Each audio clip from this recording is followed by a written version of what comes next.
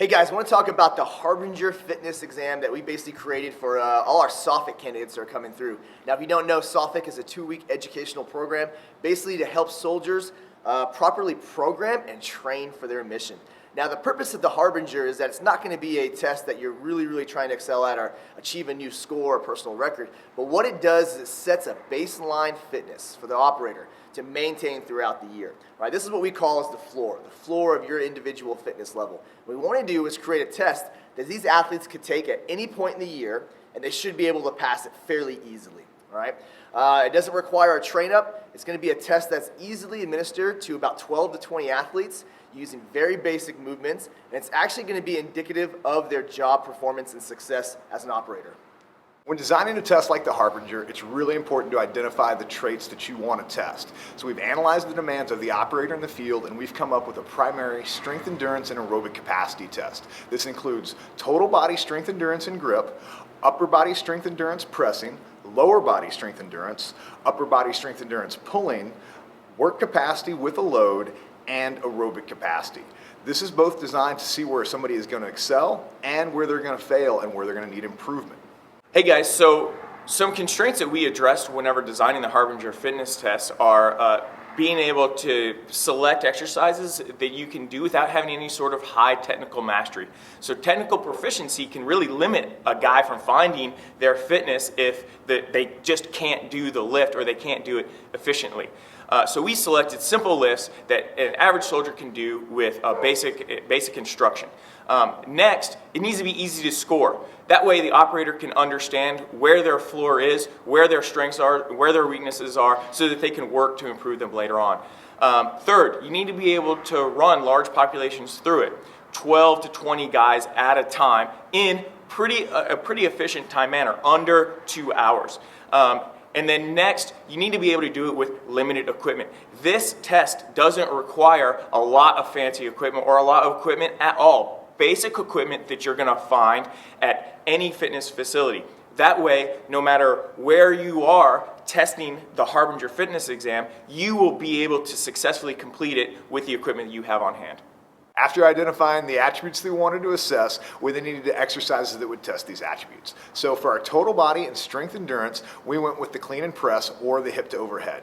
This tests the transfer from strength from the lower body to the upper body through the core. So an explosive pulling exercise and then putting the barbell overhead. While this requires a base amount of technical ability, the loads are light enough that there's no chance of the athlete getting injured, and it also is a really good test for the strength endurance in the shoulders and the grip. From there, we chose the loaded lunge for the unilateral lower body exercise. This is tests both eccentric strength for the lunge. It's very easy to score as the knee has to touch the ground and then you have to come up. And it tests the desire to work as the athlete begins to fatigue under load. Third test is upper body strength endurance with pushing. We chose the bench press. It's very easy to execute, very easy to score, requires no technical ability, and almost every male athlete has done plenty of bench pressing. We also decided to test work capacity under load, because anytime a soldier is going to be out in the field, he's going to have some type of external loading on his body. So what we chose was shuttle sprints with a 25-meter dumbbell, kettlebell, or plate. And what this does is test the athlete's ability to move over ground, under load, and change direction. It's also done in an interval format, so we're actually testing the athlete's ability to recover between each high-intensity bout. So to test aerobic capacity, we chose the 3-mile run. 3-mile run is very specific to a soldier's job. Also, it's long enough to test aerobic capacity comprehensively, but short enough to be done with the other fitness attributes. And it's really easy to do. All you need is a stopwatch. Lastly, we're going to test pull-ups. Now, pull-ups are a great test of upper body strength endurance and really fitness overall, but whenever you add them in at the end, after all of the other things have been tested, then you also get a little bit of a mental resilience test where you have to adhere to a high standard while in a fatigued state. Okay, the way the test is meant to be run and executed is you have one person administering the test and you break everyone up into 2-person teams. That allows them to A, share a barbell to reduce the amount of equipment you need, as well as have someone count the reps for the athlete who's actually doing that specific event. You go from event 1 to 2 to 3, moving through the test with about a 5-minute rest between each event and taking any additional warm-up sets you may need. Now, when you get to the shuttle sprints, you're going to have one athlete run through all 10 minutes, One athlete's going to count, and then they'll switch. So there will be some additional rest in there, taking a little bit of additional time. From there, they'll roll out to the 3-mile run, then come back in, hit the pull-ups. All right, so after you take the Harbinger, you need to know how to score it. Basically, there's a minimal passing standard for each event. You have to pass all 6 events to pass the test, as well as accumulate 25 additional points.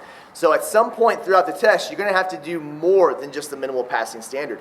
The reason we like this scoring methodology is what it does is it accounts for different body types and different types of fitness. Some athletes are just going to be better runners, some are going to be stronger.